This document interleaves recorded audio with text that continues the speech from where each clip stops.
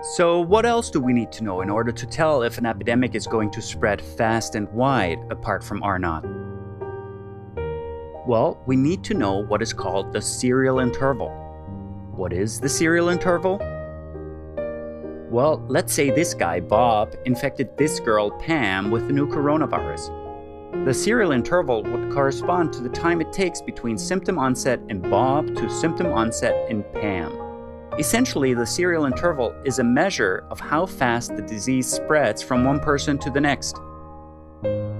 Let's take the example of a fictitious population of 1,000 uninfected individuals who have never been exposed to the coronavirus, let's say.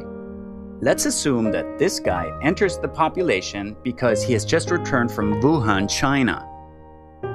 Now, I will make up some numbers for demonstration purposes. Let's say R naught was 5 and the serial interval was 10 days.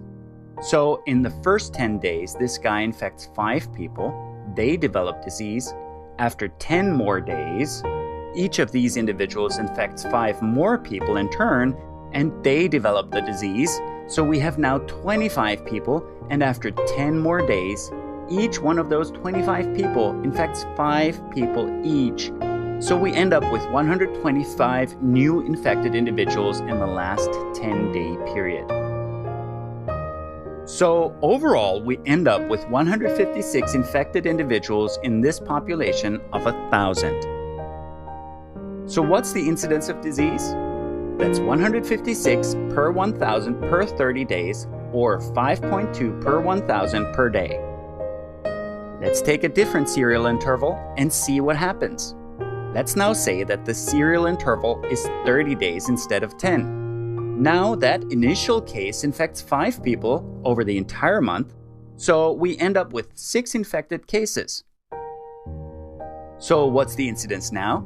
6 cases per 1,000 per 30 days corresponds to 0.2 per 1,000 per day. So you see, changing the serial interval really makes a big difference. So what's the serial interval for the novel coronavirus? Well, different authors describe different numbers. It's generally thought to be somewhere around 7.5 days, maybe even shorter. For comparison, the serial interval for influenza has been estimated at somewhere between 2.2 and 2.8.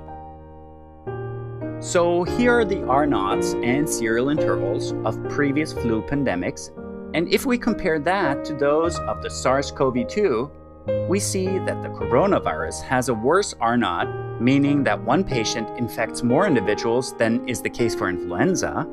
On the other hand, the serial interval for the coronavirus is longer, which might buy us some time. So I hope you now understand why with a low reproductive ratio and a high serial interval, you'll get an epidemic that will propagate more slowly, whereas with a higher reproductive ratio and a low serial interval, you'll get a much more threatening epidemic that will propagate much faster.